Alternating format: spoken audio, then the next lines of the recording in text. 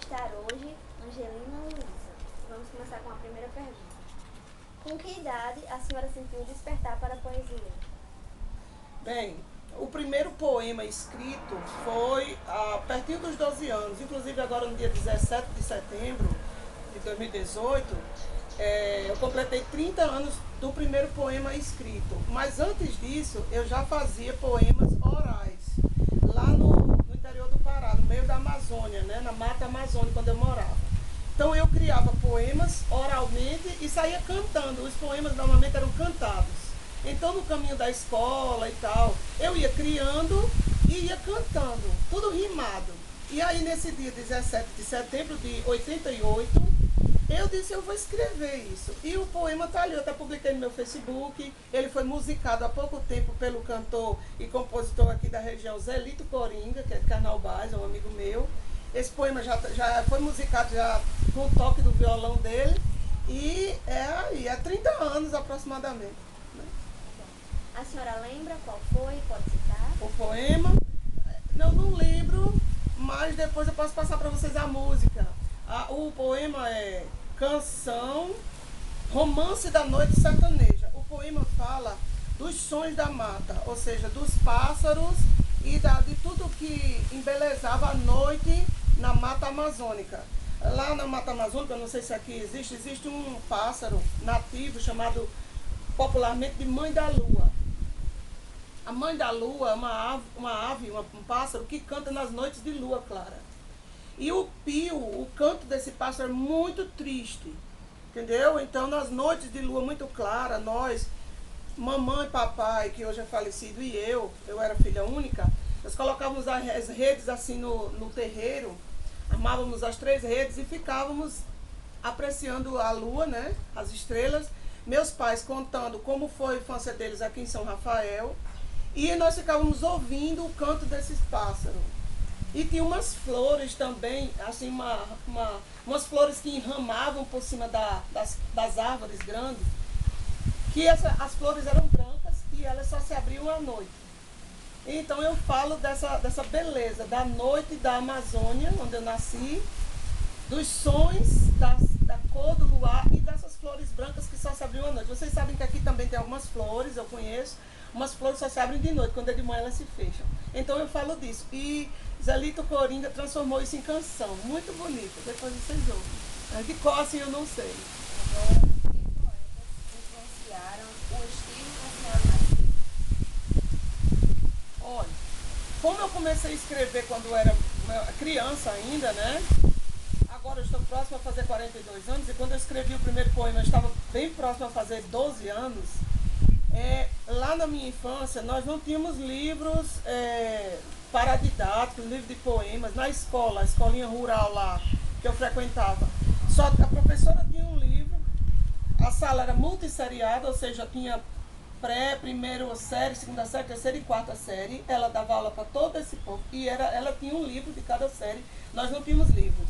Então eu não tinha acesso à poesia. Só que, como eu já conhecia a Bíblia Sagrada e nós tínhamos também um inário, em algumas denominações chama-se a harpa cristã, então os livros que eu lia em casa era a Bíblia e o inário adventista. Que os hinos são muito bem escritos, são muito rebuscados e tem muitas rimas e palavras muito bonitas. Então o livro de Salmos, de Provérbios, de Eclesiastes e Cantares, livro de Jó também, são os livros poéticos da Bíblia, sempre me inspiraram muito. E esse livro de hinos cristãos, né, hinos evangélicos, certo? Que eu conheci desde a minha infância. Era o que me inspiraram, as palavras que me inspiravam a escrever os poemas. Apesar de eu escrever, não poemas cristãos, eu escrevia poemas normalmente sobre a natureza, entendeu? Os poemas eram dedicados assim à beleza da criação de Deus. Qual a importância da poesia em sua vida? Ela é também minha identidade, faz parte da minha identidade, né? A poesia, como ela está desde a infância, ela faz parte da minha identidade. Não tem como separar a poesia de mim. Inclusive aqui em Açu, eu me considero uma poetisa açuense, já que eu moro aqui há 30 anos, em fevereiro vai fazer 30 anos. Quando eu escrevi o primeiro poema lá, quando foi com 4 meses eu vim embora para cá. Então, quando eu comecei a divulgar meus poemas aqui na Rádio Princesa, no jornal Tribuna do Vale do Açu, que por mais de 25 anos foi publicado semanalmente aqui em Açu, da família Liberato, eu publicava toda semana os poemas. Quando eu comecei a divulgar, já foi aqui em Açu, né? Aí eu fiquei conhecida como Angelina a Poetisa. Então, depois veio Angelina do Boticário, porque eu trabalhei 10 anos no Boticário, aqui na loja aqui do centro. Aí, não tem como separar, é uma identidade minha. Faz parte da minha vida, da minha identidade. Inclusive o poeta, porque ser poeta é uma coisa inata, é uma coisa que você nasce com esse dom. Não tem como esconder um poeta. Então, normalmente quem me conhece sabe que eu tenho umas tiradas poetas, ou seja, as minhas brincadeiras, a maneira como eu converso com as pessoas, com os colegas de trabalho, com os amigos, não tem como esconder. Eu sou poeta, não tem como eu disfarçar isso. Não é que eu fale sempre rimado, porque quem costuma falar rimado são os poetas repentistas, chamados cantadores, violeiros. O meu estilo de poesia é a poesia moderna. Então, nem sempre é rimado, mas facilmente eu uso as outras figuras de linguagem que embelezam a poesia, como as comparações, as metáforas, as aliterações, as assonâncias, as ironias, as metonímias, que são outras figuras de linguagem que embelezam a poesia. Nem só de rima vive a poesia. Você sabe que os poemas modernos, eles têm versos livres, versos brancos, mas que você encontra a beleza da poesia em outras figuras de linguagem. Palavras que significam linguagem figurada. Então, isso facilmente, as minhas postagens, quem é meu amigo no Face, vê que as minhas postagens sempre têm figuras de linguagem. Você se sente realizada e reconhecida como poetisa? Sim, sinto. Apesar de há 11 anos, né, 11 anos que eu não publico livros, mas eu me sinto realizada como poetisa e sou reconhecida nas cidades circunvizinhas aqui. E ao encontrar as pessoas, e as pessoas sempre perguntam, e aí, lançou mais um livro? Eu quero comprar. Quando você lançar, eu quero comprar. E as pessoas, quando vou fazer recitais, que já me conhecem há algum tempo, pedem alguns poemas. Cita aquele poema que você fala isso e tal. Sempre as pessoas entram no meu Facebook e pedem algum poema que se lembra. Angelina, manda a cópia daquele poema que você fala disso, que você fala daquilo. Então, isso me faz muito bem. E principalmente os convites das escolas para fazer recitais. Isso mostra que eu continuo sendo reconhecida como poetisa. Esse reconhecimento veio também através do título de cidadã açuense que eu recebi em 2003. Davi tinha nascido há pouquinho tempo, há 4 meses.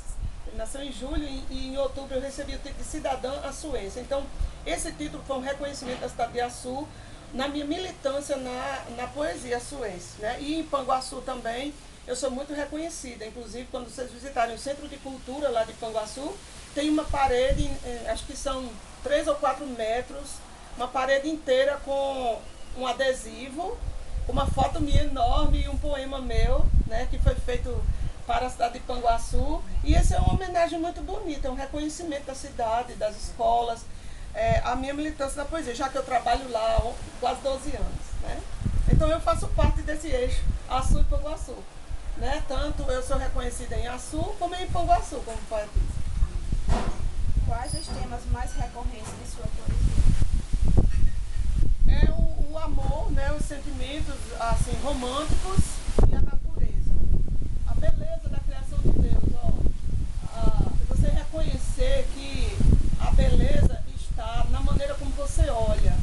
Esse momento aqui, por exemplo, nós estamos tão refrescados, tão bem, eu pelo menos me sinto bem, nós nos sentimos muito bem aqui num simples quintal pobre, que não tem nenhuma coisa bonita, mas simplesmente pela presença das árvores, do vento, do sol e das coisas que Deus criou para que a gente seja feliz. Então, são os sentimentos, a paixão, é o amor, quando eu estava apaixonada e gostando de alguém, sempre os poemas vêm com mais facilidade. Mas, em segundo lugar, o reconhecimento da criação de Deus feita para o nosso bem e que nós devemos ter a responsabilidade de preservar.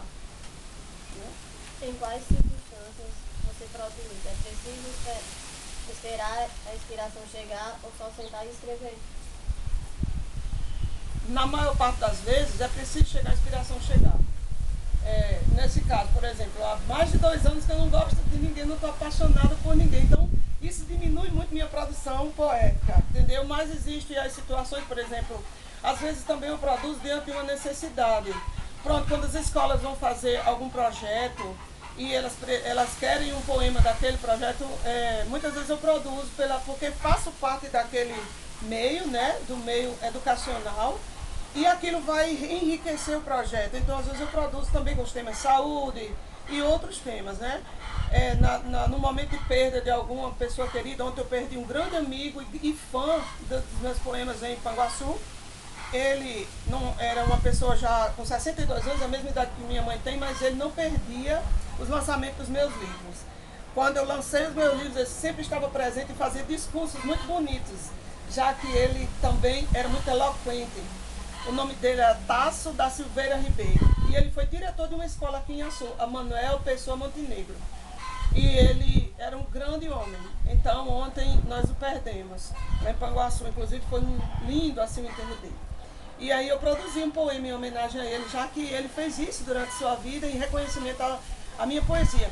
Ele é filho do maior poeta que houve em Panguaçu, José Coriolano, que é o nome do Centro de Cultura. E aí ele, sempre que tem eventos de poesia em Panguaçu, ele era chamado para declamar os poemas do pai dele. Então existem vários momentos, mas principalmente quando eu estou gostando de alguém. Aí eu escrevo com muita fluência, escrevo 4, 5, 6, 8 poemas. Facilmente. O que falta? Por que quando eu era mais jovem, adolescente, no início da juventude, eu escrevia mais? Porque havia mais tempo. Quando a gente chega na idade adulta, que as responsabilidades aumentam, a gente tem menos tempo de escrever. Então, muitas vezes, eu piloto daqui para Ipanguaçu, de Ipanguaçu para cá todos os dias, eu ando de moto. Então, muitas vezes, na minha cabeça vai surgindo as palavras, mas eu não tenho tempo, muitas vezes, de escrever. Hoje, eu não escrevo mais no papel. Por exemplo, eu posto uma foto, já que vocês viram que sou amante da fotografia, Então eu fotografo muita natureza, a beleza, as flores na beira da estrada. Quando aqueles ipês floram, eu vou fotografar. Isso me faz muito bem. Os rios aí. E aí eu posto a foto lá no Face, eu digo, poxa, que legenda eu vou colocar? Então a maior parte dos meus amigos da idade de vocês, meus alunos e tal, e pessoal que não tem ainda muito conhecimento dos livros, eles postam frases de outras pessoas. E é válido. E eu digo sempre, coloque as aspas para que a pessoa não pense que é seu, não roube a propriedade intelectual de outro e se souberem, coloque o nome do autor. Você colocou uma legenda de outra pessoa.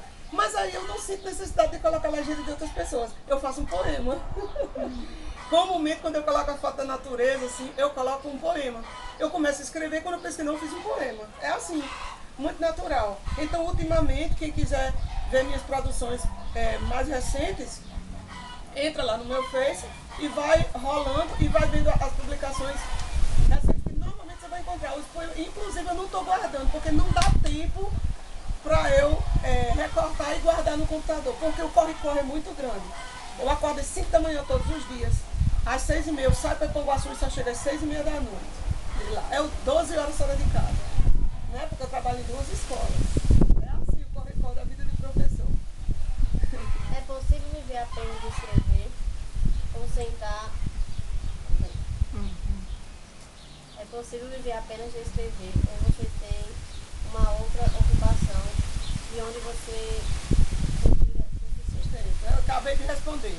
Olha, nas cidades interioranas como a Sul, e mesmo Mossoró, por exemplo, você vê um poeta como Antônio Francisco.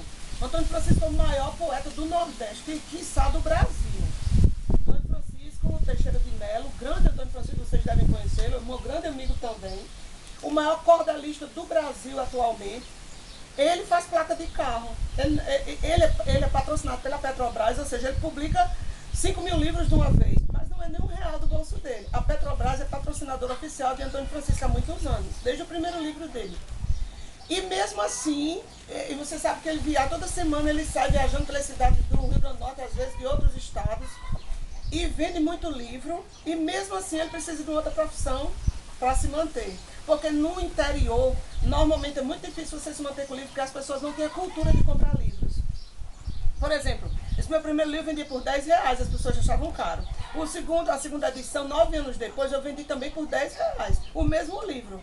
Depois de 9 anos, as pessoas achavam caro. Ou seja, a cultura do interior é que você senta, gasta 100, R$150, assim, algumas 2 horas, 3 horas tomando cerveja.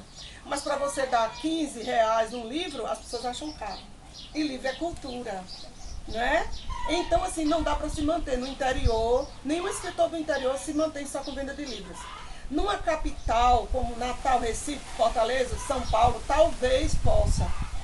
Mas por quê? Porque as pessoas têm maior cultura. Então a pessoa faz um livro, normalmente numa capital os livros custam R$40, R$50. E como tem um público mais culto, tá entendendo? Pessoas que leem mais, pessoas formadas.